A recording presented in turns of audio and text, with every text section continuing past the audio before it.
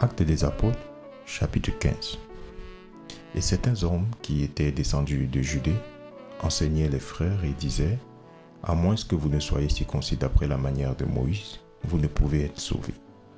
Par conséquent, lorsque Paul et Barnabas eurent une dissension, pas petite et une dispute avec eux, ils décidèrent que Paul et Barnabas et certains autres d'entre eux devaient monter à Jérusalem vers les apôtres et les anciens au sujet de cette question.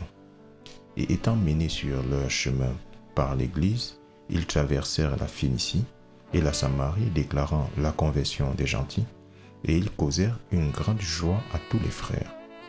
Et quand ils arrivèrent à Jérusalem, ils furent reçus par l'Église et par les apôtres et les anciens, et ils déclarèrent toutes les choses que Dieu avait faites avec eux. Mais se levèrent certains de la secte des pharisiens qui croyaient, disant qu'il fallait les circoncire et leur commander de garder la loi de Moïse. Et les apôtres et les anciens s'assemblèrent pour considérer cette affaire. Et lorsqu'il y eut beaucoup de disputes, Pierre se leva et leur dit : hommes et frères, vous savez comment depuis assez longtemps Dieu m'a choisi parmi nous, afin que les gentils par ma bouche entendent la parole de l'Évangile et qu'ils croient. Et Dieu, qui connaît les cœurs, leur a rendu témoignage en leur donnant l'Esprit Saint, comme il l'a fait envers nous, et n'a mis aucune différence entre nous et eux, purifiant leur cœur par la foi. Maintenant donc, pourquoi tentez-vous Dieu pour mettre un joug sur le cou des disciples qui ni nous, pères, ni nous n'avons été capables de porter? Mais nous croyons que par le moyen de la grâce du Seigneur Jésus-Christ, nous serons sauvés comme eux. Alors toute la multitude garda le silence et donna audience à Barnabas et Paul, déclarant quels miracles et prodiges Dieu avait effectués par eux parmi les gentils.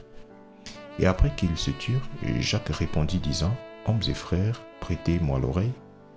Siméon a déclaré comment Dieu a premièrement visité les gentils pour en tirer un peuple pour son nom, et à cela s'accorde des paroles de prophètes comme il est écrit : après cela je retournerai et je bâtirai de nouveau le tabernacle de David qui est tombé, et je bâtirai de nouveau ses ruines et je l'érigerai, afin que le reste des hommes puissent rechercher le Seigneur, et tous les gentils sur lesquels mon nom est invoqué, dit le Seigneur, qui fait toutes ces choses.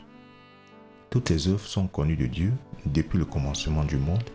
C'est pourquoi mon opinion est que nous ne troublons pas ceux qui parmi les gentils se sont tournés vers Dieu, mais que nous leur écrivons afin qu'ils s'abstiennent des pollutions des idoles et de la fornication, et de ce qui est étranglé et du sang. Car Moïse, depuis les temps anciens, a dans chaque ville ceux qui le prêchent, étant lus dans les synagogues chaque jour du sabbat. Alors il plut aux apôtres et aux anciens, avec toute l'Église, d'envoyer à Antioche des hommes choisis de leur propre groupe, avec Paul et Barnabas, nommément Judas, surnommé Barsabas, et Silas, hommes importants parmi les frères. Et ils écrivirent des lettres par eux d'après cette manière. Les apôtres et les anciens, les frères, envoient leurs salutations aux frères qui sont d'entre les gentils à Antioche, et en Syrie et en Cilicie.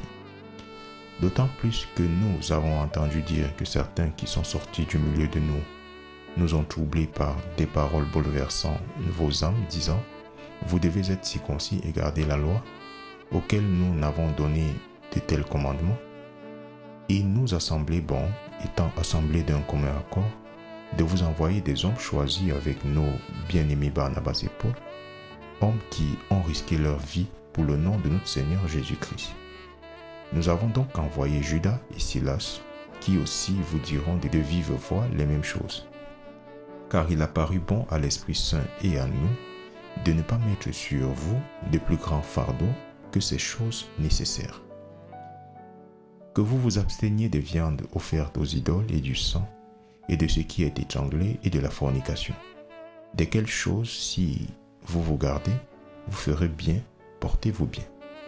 Ainsi, lorsqu'ils prirent congé, ils vinrent à Antioche, et lorsqu'ils eurent rassemblé la multitude, ils remirent l'épître, qui lorsqu'ils l'eurent lu, ils se réjouirent de la consolation. Et Judas et Silas, étant eux-mêmes aussi prophètes, exhortèrent les frères par de nombreuses paroles les affermirent. Et après qu'ils se furent attardés là quelque temps, les frères les laissèrent aller en paix vers les apôtres. Toutefois, il plut à Silas de demeurer encore là. Paul et Barnabas s'attardèrent aussi à Antioche, enseignant et prêchant la parole du Seigneur avec beaucoup d'autres aussi. Et quelques jours après, Paul dit à Barnabas, « Retournons visiter nos frères dans toutes les villes où nous avons prêché la parole du Seigneur et voir comment ils vont. » Et Barnabas était déterminé à prendre avec eux Jean, dont le surnom était Marc, mais Paul ne trouva pas bon de prendre avec eux celui qui les avait quittés en Pamphylie et qui n'était pas allé à l'œuvre avec eux. Et la contestation entre eux fut si vive qu'ils se séparèrent l'un de l'autre. Et ainsi Barnabas prit Marc et fit voile vers Chypre, et Paul choisit Silas et partit, étant recommandé à la grâce de Dieu par les frères. Et il traversa la Syrie et la Cilicie, affermissant les églises.